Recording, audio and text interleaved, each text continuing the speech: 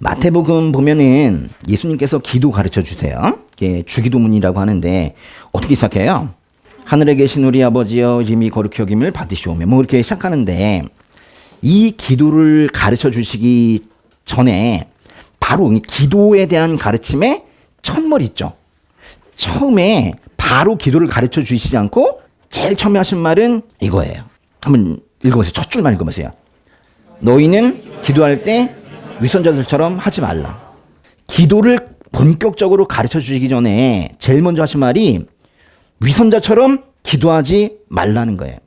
기도를 한다는 거예요. 위선자들이. 근데 위선자처럼 기도하지 말라는 거예요. 뭔가 기도할 때 위선자처럼 기도하는 게 있고 그냥 진실하게 기도하는 게 있고 두 가지가 있는가 봐요. 기도라는 선한 행동을 하면서도 기도를 하면서도 다른 사람을 의식하고 다른 사람에게 보여주기를 원하는 그 이상한 양면성이 사람들에게 있다는 거예요. 양면성. 에이, 저건 뭐 정말 믿음 없는 위선자들 얘기지. 저랑은 상관없습니다.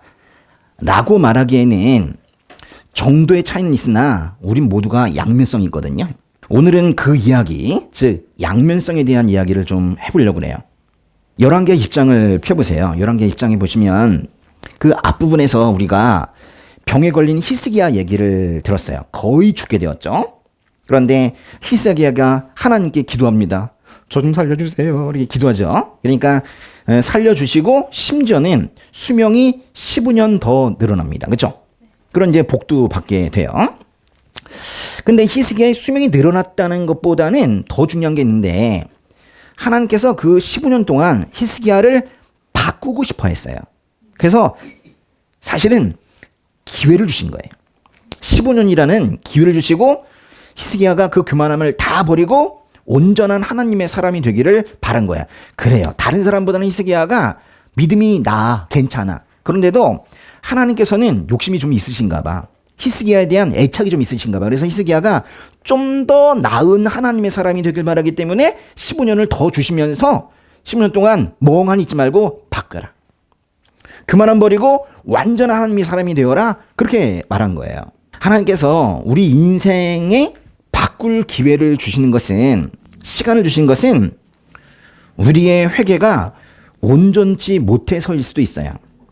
우리가 완전하게 온전하게 회개하고 제대로 된 사람이 된다면 이런 기회를 주시지 않을 수도 있어요. 오히려 더 빨리 하나님한테 갈 수도 있어요. 그런데 하나님께서 주신 그 시간을 그냥 멍하니 있으면 안 돼요. 만약에 하나님께서 살려주셨다면 감사합니다로 끝날 게 아니라 그 살려주신 더 기회를 주신 그 시간에 우리가 무엇을 배워야 되고 어떻게 변해야 하는지를 알아야 되는 거예요. 야, 기회를 주셨구나. 내가 변해야 되겠다. 이렇게 생각이 이를 수 있는 것을 그걸 우리가 현명하다고 하는 거예요. 그걸 우리가 지혜가 있다고 하는 거예요. 열왕기하 2장 12절부터는요. 다시 그때 그렇게 시작하는데요. 이거 참 어려운 말이에요. 그때라는 거는 훨씬 전에 열왕기하 19장의 내용을 말하거든요. 19장의 사건이 일어났을 때 그걸 우리가 그때라고 한 거예요. 열왕기하 19장에 어떤 얘기가 있었냐면 아시리아 군대가 쳐들어와요. 근데 하나님께서 놀라운 방법으로 그들을 다 죽이시죠. 그런 얘기가 옵니다. 나오는데요. 우선 열왕기하 2장의 12절부터 13절까지 두 절 한번 읽어볼게요. 그때 발라단의 아들인 바벨론 왕 부르닥 발라단이 히스기야에게 편지와 선물을 보내왔습니다. 히스기야가 병들었다는 말을 들었기 때문입니다. 히스기야는 사신들의 말을 듣고 자기 창고에 있는 모든 것, 곧 은과 금과 향품과 귀한 기름과 자기 모든 무기 등 자기 보물 창고에 있는 모든 것을 보여주었습니다. 왕궁과 온 나라 안에 있는 것들 가운데 그들에게 보여주지 않은 것이 없었습니다. 바벨론 왕 부르닥 발라단, 오랜말이다, 그죠? 바벨론 왕 부르닥 발라단이 히스기야가 병들었다는 말을 듣고는 편지와 선물을 보내왔대요. 위로하는 건가? 위문하는 건가? 이게 무슨 말이에요? 이게 왜 갑자기 여태까지 아시리아 그러다가 왜 갑자기 바벨론이 나와요? 같은 이야기를 하고 있는 이사야서라는 책에서는 이 장면을 좀 더 자세하게 표현합니다. 이사야서의 표현도 한번 읽어볼게요. 그때 바벨론 왕 발라단의 아들 브로닥 발라단이 히스기야에게 편지와 선물을 보내왔다. 히스기야가 병들었다가 나았다는 것을 그가 들었기 때문이다. 뭐가 달라요? 일단 히스기야에게 편지와 선물을 보낸 사람 이름이 조금 달라요. 그 열왕기 하에서는 브로닥 발라단, 브로닥 발라단 그렇게 표현했는데 이사야서에서는 브로닥 발라단이라고 표현했죠. 근데 브로닥 발라단이 좀 더 맞는 편인 것 같긴 해요. 제가 보기에도. 이 사진에서 이 왼쪽에 있는 이 사람이 브로닥 발라단이에요. 어디서 발견된 그런 판인데 여기 이제 브로닥 발라단의 모습이 있어요. 이 바벨론의 사람들은요, 바벨론 사람들은 마루둑이라는 신을 섬깁니다. 근데 브로닥 발라단이라는 이름이 뭐냐면 마루둑 신이 아들을 주었다라는 뜻이에요. 그래서 태어난 사람이 이 사람이래요. 그 바벨론의 주신이었던 마루둑이 아들을 주어서 나온 사람이 브로닥 발라단이래요. 그리고 열왕기 하에서는 브로닥 발라단이 그냥 히스기야가 병들었다는 소식을 들었다고 했는데 이사야서에서는 조금 전에 읽었던 그 말씀에서는 브로닥 발라단이 히스기야가 병들었다가 나았다는 소식까지 들었다고 기록하고 있어요. 그러니까 열왕기하에서는 그냥 히스기야가 아팠다는 소식을 듣고 바벨론에서 누군가가 왔다는 건데 지금 이사야서에서는 히스기야가 아팠다가 나았다라는 얘기까지 듣고 바벨론 사신들이 왔다는 거예요. 히스기야가 어떻게 나았습니까? 너무너무 아팠는데 어떻게 나았어요? 하나님께 기도했죠. 기도해서 하나님께서 히스기야의 병을 낫게 해주셨단 말이에요. 심지어 15년을 더 살게 해주셨죠. 그런데 그 소식을 브로닥 발라단이 들었다는 거예요. 얼마나 놀랬겠어요. 그런 신비한 방식으로 히스기야의 병을 낫게 해주신 하나님, 뭐 궁금하지 않았겠습니까? 이 놀라운 병 고침의 소식이 저 멀리 있는 바벨론에까지 전해진 거예요. 그래서 그 사람들이 온 거예요. 바벨론은 여기 있습니다. 이 전체가 다 아시리아 제국이고요. 그리고 여기 이제 예루살렘이 있습니다. 근데 이 아시리아 제국 내에 한 사람이 난 아시리아 싫어. 그러면서 이 안에서 뭔가 세력을 키우기 시작한 거예요. 그러니까 아시리아 제국 내에서 바벨론이라는 세력이 생긴 거예요. 아직은 뭔가 아시리아 제국에 포함된 종속된 그런 형태의 그런 바벨론이에요. 아직은 바벨론 제국이라고 부르기에는 조금 민망한 그런 수준의 바벨론이 생긴 거예요. 사실 브로닥 발라단은 아시리아가 북이스라엘을 멸망시킬 즈음에 아시리아의 그 남쪽으로 가서 이 바벨론 지역에 가서 여기서 말 그대로 바벨론을 건국한 사람이 브로닥 발라단입니다. 그러니까 브로닥 발라단은 왕이에요, 아니에요? 스스로 왕이라고 하긴 하는데 아시리아 제국 내에 있다니까요. 그러니까 아시리아 제국의 왕이 뭐냐?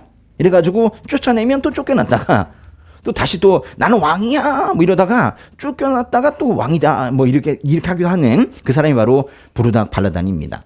바벨론의 브로닥 발라단이 지금 히스기야를 찾아갔는데요. 그거는 단순히 하나님께서 히스기야의 병을 고쳐주셨다는 그 놀라운 소식을 듣기 위해서만은 아닌 것 같아요. 브로닥 발라단은 아시리아와 맞서기 위해서 지금 히스기야와 힘을 합치려고 하는 거예요. 아시리아에서 빠져나온 브로닥 발라단이 지금 히스기야와 동맹을 맺고 싶은 거예요. 그래서 우리 같이 아시리아를 멸망시키자 뭐 이렇게 얘기하고 있는 거죠. 당시에 그래도 아시리아 제국 내에 포함되어 있기도 했지만은 이 바벨론이라는 것이 점점 커지고 있었거든요. 그러니까 뭔가 전도 유명한, 뭔가 힘이 세지고 있는 신흥 국가 뭐 그런 느낌이었거든요. 브로닥 발라단, 좀 복잡하죠. 브로닥 발라단은 히스기야 때에 바벨론의 왕이 바로 브로닥 발라단인데 아직은 완전히 아시리아 제국에서 벗어난 것이 아니라 아시리아 제국의 사르곤, 사네립 그들의 영향력을 받는 사람이 바로 브로닥 발라단입니다. 요 같은 시기라는 것만 좀 아시면 돼요. 처음엔 사르곤에 의해서 공격을 받다가 나중에 사네립에 의해서 아예 왕에서 쫓겨나기도 하는 그런 사람이 바로 브로닥 발라단입니다. 브로닥 발라단이 아시리아 제국을 견제하기 위해서 동맹을 맺자면서 히스기야에게 사절단을 보내자 히스기야가 어떻게 했어요? 그 사절단을 크게 환영을 하면서 맞이했습니다. 점점 힘이 세지고 있는 뭔가 짱이 될 것만 같은 좀 잘 나가고 있는 신흥 국가의 왕이 보낸 사절단을 당연히 환영을 한 거예요. 그래서 이 히스기야가 이 부르닥 발라단이라는 사람한테 잘 보이고 싶었나 봐요. 조만간 잘 될 것 같거든요. 그래서 히스기야가 자기 보물창고에 있는 모든 것을 보여주었대요. 여봐라 이러면서 신이 난 거예요. 은금, 향품, 귀한기름, 무기 뭐 이런 것들을 다 보여줬대요. 근데요, 이게 지금 얼마나 웃긴 거냐면 동맹을 맺을 나라라고 해도 이렇게 다 보여주지 않거든요. 지금도 외교관계 원칙상 이렇게 다 보여주지 않아요. 동맹이라고 다 보여줍니까? 그건 아니에요. 자기의 부를 자랑하면서 바벨론 왕의 환심을 사려고 한 거예요. 그러면 바벨론 왕이 어떻게 생각하겠어요? 야, 내 친구가 돈이 많구나 이렇게 생각하겠습니까? 그런 생각하다가 나중에는 생각이 바뀌겠죠. 저기 약탈할 게 있는데 내가 좀 치면 먹을 게 좀 있겠는데 그런 생각 들지 않겠습니까? 악한 애들인데요. 그렇잖아요. 언젠가 공격을 해야지 이런 생각을 분명히 바벨론이 하게 만든 거예요. 히스기야의 이런 행동은 그래서 바벨론 왕에게 잘 보이려고 했지만 매우 서툰 거였어요. 이건 뭐 외교관계의 원칙도 잘 모르는 그런 서툰 행동, 어리석은 행동입니다. 근데 이게 더 큰 문제가 있어요. 이거는 잘 나가는 어떤 사람에게 기대는 거, 이건요, 여태까지 히스기야에게 우리가 기대했던, 또 히스기야가 보여주었던 그런 모습은 아니에요. 히스기야는 오직, 온리 하나님만 의지하는 사람이었었거든요. 그렇다고 우리가 믿었었거든요. 근데 지금 보니까 엉뚱한 거에 지금 매달리고 있는 거예요. 그렇게까지 하나님에 대한 신뢰를 강조하던 히스기야가 지금은 잘 나갈 것 같은 어떤 사람에게 의지하고 있는 거예요. 그래도 뭐 그런 총받는 뭔가 잘 될 것 같은 그런 사람에게 의지하는 게 좋지 않은가? 사람에게는 의지하는 게 아니에요. 잘 될 것 같건 그렇지 않건 간에 기도하고 하는 것이지. 그리고 심지어는 히스기야에게 이 사람들이 왔으면은 하나님께서 히스기야를 살려주신 거를 보고 놀라가지고 온 사람이면 오히려 이때 차를 한잔 마시면서 우리 하나님은, 그러면서 오히려 하나님을 소개할 때인데 지금 그것도 하지 않고 오히려 여봐라 그러면서 창고를 보여준 거예요. 내가 다 모았다 그런 거예요. 하나님께서 주셨다고도 얘기하지 않고 사실은 자기의 부를 자랑한 거예요. 조금 실망이 되는 것 같아요. 히스기야는 까먹었어요. 뭘 까먹었어요? 은혜를 까먹었어요. 죄인들이 늘 그렇듯이 머릿속에 은혜 지우개가 있어가지고 계속 까먹습니다. 하나님께서 그렇게 해주시고 또 해주시고 구해주시고 보호해주시고 그러는데 자꾸 까먹어요. 근데 히스기야도 그런 것 같아요.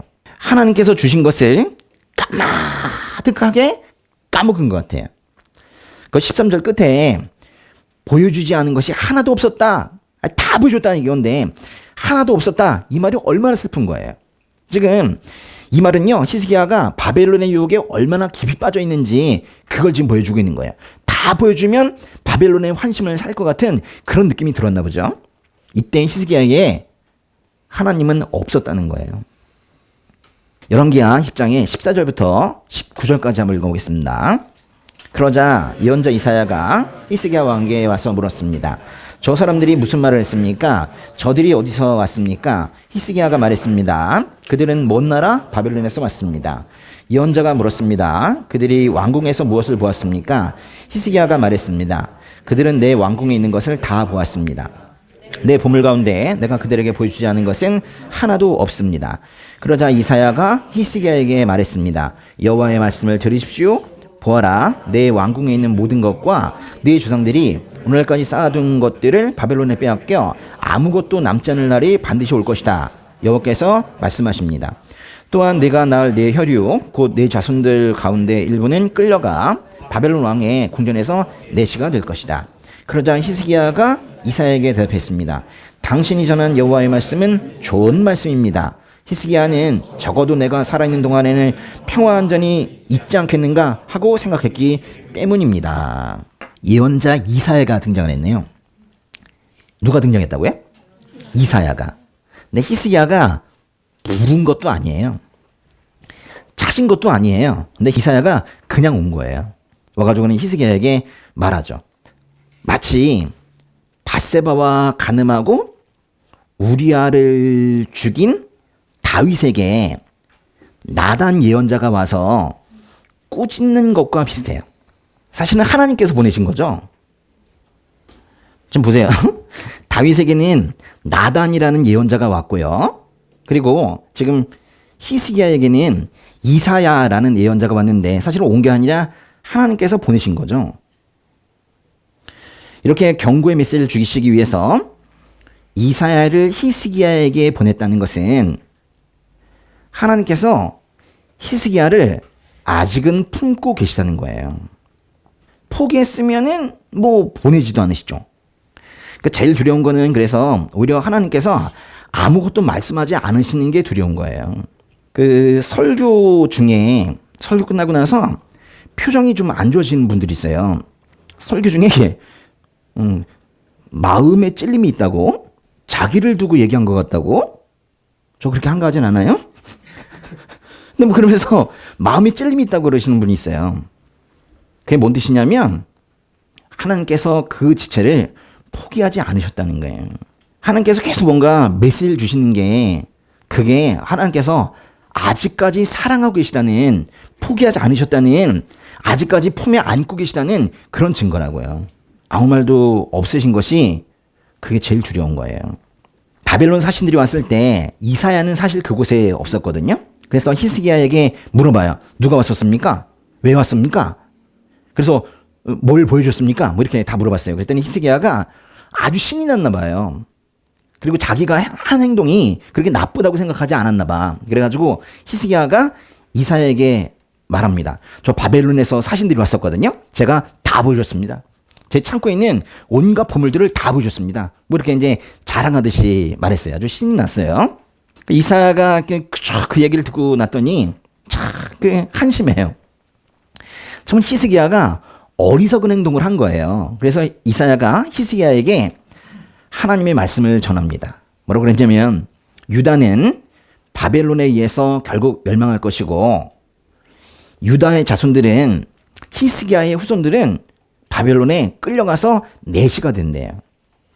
이건 정말 심각한 말이에요. 왜냐하면 히스기야의 자손들이 내시가 된다면 더 이상 대를 이을 수 없다는 거예요. 다윗의 후손이 끊어진다는 거거든요. 아주 심각한 지금 얘기를 하고 있는 거예요. 이사야 메시지는 사실 히스기야에게 심판을 선언한 거예요.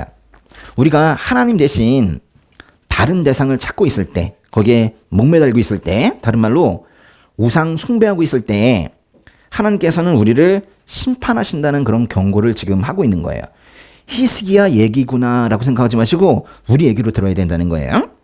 하나님의 인도하심을 따르지 않고 사람에게 의지하는 해결 방법은 결국 우리를 멸망에 이르게 합니다.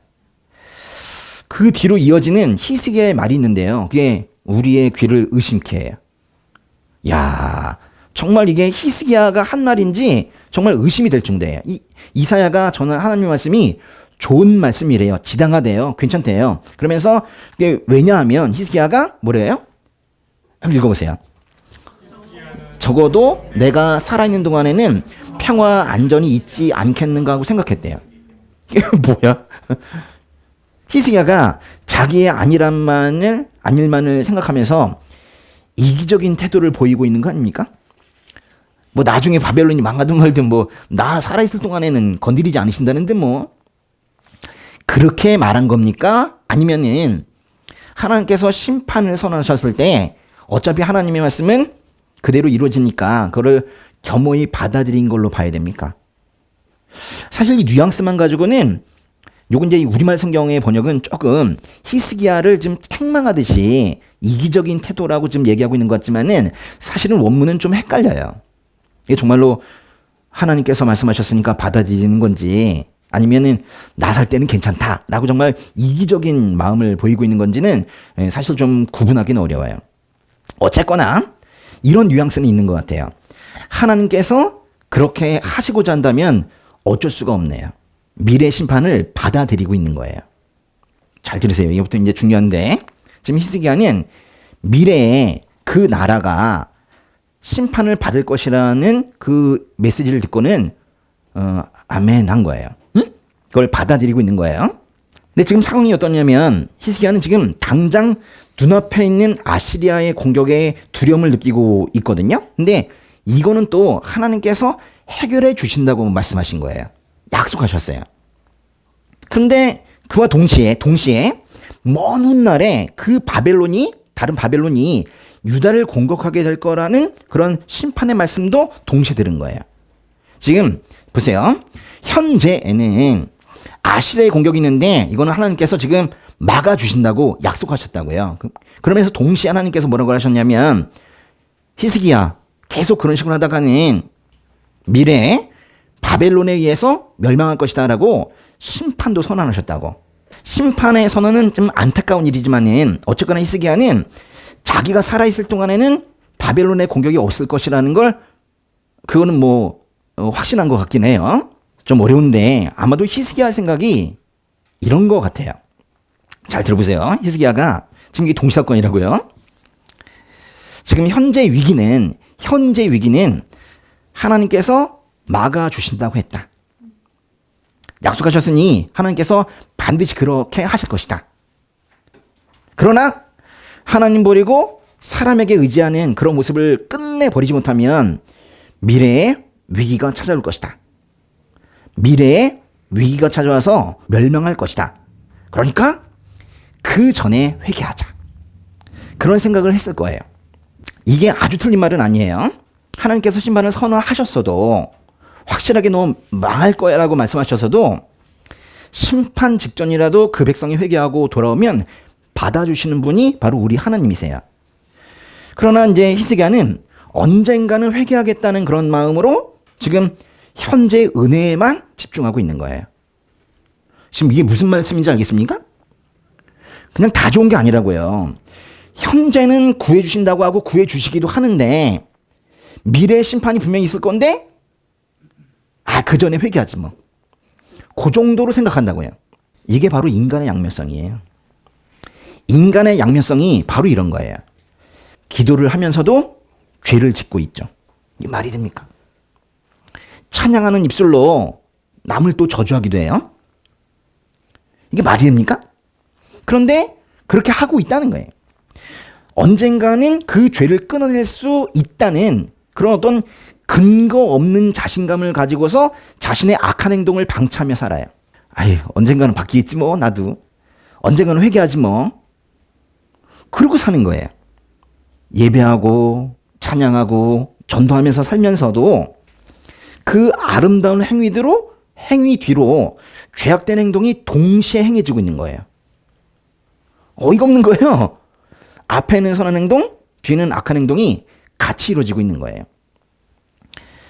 아시리아가 쳐들어오니까 구해주세요 그러면서 전심으로 하나님께 매달리고 기도했던 히스기야인데 동시에 또 바벨론의 사신들이 오니까 창고를 열어 보여주면서 마치 그 부를 자기가 이뤄낸 것처럼 자랑하고 있는 거예요. 마치 하나님 없이 그 모든 것을 자기가 이뤄낸 것이냐 자랑하고 있는 거예요. 은혜는 까마득히 잊어버리고 있는 거예요. 너무 웃기지 않아요? 은혜를 받고 살면서도 은혜 없이 사는 것처럼 하는 행동이 있단 말이에요. 사실 많은 그리스도인들이 이렇게 살고 있습니다. 하나님이 주신 성품을 이용해요. 용서하시겠지, 봐주시겠지 이런단 말이에요. 근데 또 이 말이 또 아주 틀린 것도 아니에요. 이게 그래요. 그러니까 심판 직전이라도 회개하면 또 용서하시거든요. 근데 이제 그렇다고 해서 계속 하나님 마음 아프게 하다가 마지막 순간에 회개하는 것이 옳습니까? 만약에요, 저녁에 회개해야지 그렇게 얘기하다가 생각하다가 집에 가다가 사고 나면 어떡하죠? 회개할 기회가 없잖아요. 이거 보세요. 예수님이고 이 십자가의 강도인데 다 이 사람 되고 싶어 하는 건데요. 왜 다들 십자가에 매달린 강도처럼 마지막에 정말로 벼랑 끝에 서서 회개하려고 하나 이거예요. 이건 아주 예외 중에 예외예요. 계속 죄를 짓고 있으면서도 하나님의 인자하심과 용납하심과 오래 참으심의 풍성함을 이용하면서 그래도 구원이 될 거라고 확신을 가지는 것은 너무 양심 없는 행동인 것 같아요. 마지막에 열왕기하의 20장 20절부터 21절 보도록 하겠습니다. 히스기야의 다른 모든 일과 그의 모든 업적과 히스기야가 연못과 굴을 만들어서 그 성에 물을 댄 일 등은 유다 왕들의 역대기에 기록되어 있습니다. 히스기야는 자주성들과 함께 잠들고 히스기야의 아들 므낫세가 뒤를 이어 왕이 됐습니다. 히스기야의 얘기는 유다 왕들의 역대에 기록되어 있고 죽었다. 그 아들인 므낫세가 다음 왕이 되었다. 이런 거는 열왕기하가 어떤 왕의 마지막을 설명하는 흔한 구조예요.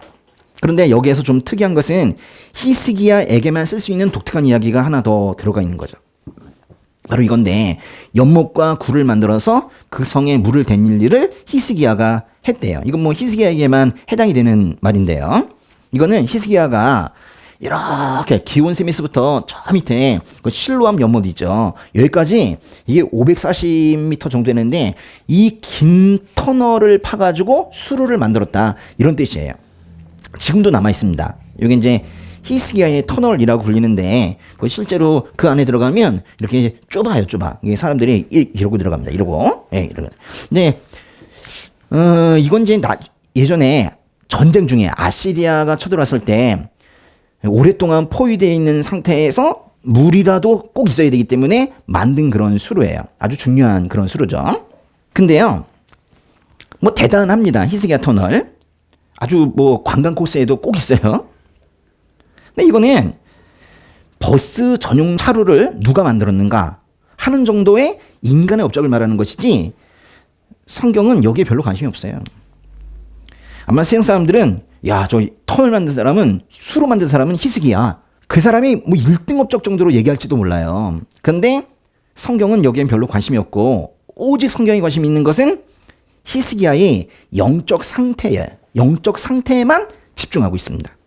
하나님 신뢰, 하나님 의지, 이거의 대명사와도 같았던 히스기야가 우리 쭉 읽어보니까 적에게 돈을 주어서 물러가라고 하거나 또는 기도가 자기 중심적으로 바뀐 적도 있습니다. 그리고 하나님을 소개할 기회를 거두차고 오히려 자기 자랑을 하는 등 이런 실패하는 모습을 계속 보입니다. 누가요? 히스기야가 사무엘 상하, 열왕기 상하 다 합쳐서 다윗 다음으로 신실한 사람을 꼽으라면 히스기야거든요. 근데 그 히스기야마저 그렇게 신실하다는 믿음 생활 잘한다는 그 히스기야마저 이렇게 인생이 실패로 가득해 있는 거예요. 참으로 신실해 보이는 사람인데 삶의 다른 면은 전혀 그렇지가 않단 말이에요. 하나님 없으면 살 수 없습니다 라고 그렇게 고백해놓고 눈물도 뚝뚝 떨어뜨리면서 그렇게 고백해놓고 어떤 면에서는 하나님 없이 사는 사람 같아요. 그리스도인의 양면성 이런 게 있어요. 왜 그렇게 살죠? 죄인이 예수를 믿었기 때문에 생긴 거예요. 오히려 예수님을 만나지 못하고 그냥 죄인으로 남아있다면 일관성이 있을 거예요. 계속 죄 지으면서 악한 길에 있을 거니까 양면성 없을 거예요. 근데 죄인이 예수를 믿었기 때문에 이 양면성이 생기기 시작한 거예요. 전혀 믿음 가질 만한 사람이 아닌데, 전혀 의인이라 부를 만한 사람이 아닌데 하나님께서 대뜸 의인이라고 부르시니까 갑자기 양면성이 생긴 거예요. 좀 당황스러운 거죠. 이 죄인은 그냥 죄성을 가지고 있어. 그리고 습관도 그냥 남아있는데 죄의 습관이 그냥 남아있는 상태에서 갑자기 칭의 되니까 감사합니다 이러면서 예배 드리고 찬양하고 하면서 눈물도 뚝뚝 떨어뜨리고 그러는데 돌아서서는 또 죄를 짓는 거예요. 그리스도인의 양면성 이거예요. 그런데 이제 양면성이 분명히 있습니다. 근데 양면성이 있구나 이렇게 생각하고 끝나라는 건 아니에요. 여기에 머무르라는 건 아니에요. 사실은 그 양면성이 있는데 양면성을 줄여나가야죠. 그렇잖아요. 하나님께서 법적으로 칭의하셨지만은 우리가 도덕적으로도 의로운 사람이 되기 위해서 노력을 해야 되는데 그런 것들 양면성을 줄여나가는 걸 우리가 성화라고 합니다. 성화.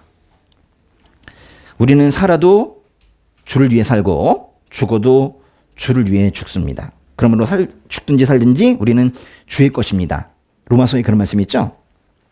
그러니까 양면성이 점점 줄어들고 고개를 들면 오직 예수만 보이는 그런 삶의 방향으로 나아가야 하는 거예요.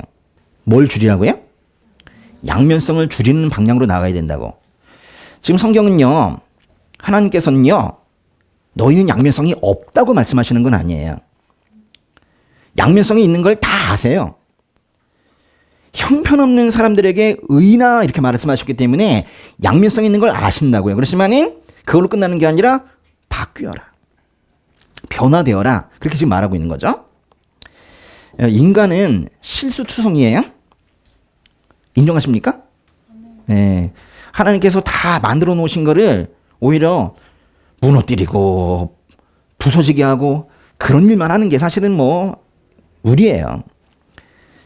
인간의 양면성이 매양 그 인간을 넘어지게 합니다. 자꾸 넘어져요. 너무 웃긴 게 뭐냐면 기도하면서 이래요. 주님, 저 잘 살아보고 싶습니다. 인간답게 살고 싶습니다. 주님의 사명을 다하며 살고 싶습니다. 그러고는 뒤돌아서서 또 같은 지점에서 넘어져요. 지금 제가 이제 말씀드리고자 하는 게 뭐냐면, 그래서 인간의 양면성이 나쁘다. 그렇게 좋은 건 아닌데 그걸 욕하려는 건 사실은 아니에요. 히스기야도 양면성이 있는데 히스기야와 같은 우리 삶을 욕하자는 건 아니라고요. 좋은 건 아니지만은 줄여나가면 되니까. 또 뭐 히스기야는 또 뭐 별거 없구나. 뭐 대충 살자 우리도 똑같으니까. 우리 뭐 어차피 뭐 양면성이 있는 존재니까 뭐 그렇게 살자 그냥. 그렇게 포기하라는 얘기를 하려는 것도 아니에요. 지금 이제 뭘 얘기하려고 하는 거냐면 양면성이 있다는 것도 아니고 없다는 것도 아니고 있는데 줄여나가자는 거를 얘기하면서 사실 제일 말씀드리고 싶은 건 뭐냐면 이 실수성인 인간들을 끌고 가시는 분은 하나님이신데 결국 하나님의 은혜가 없이는 우리가 하루도 살 수 없다는 걸 말씀드리려고 하는 거예요. 우리는 정말로 하나님의 은혜가 없이는 하루도 살 수가 없어요. 이렇게 부족한 우리가 하나님의 은혜를 구하지 않는다면 그것만큼 큰 자만이 없을 거예요.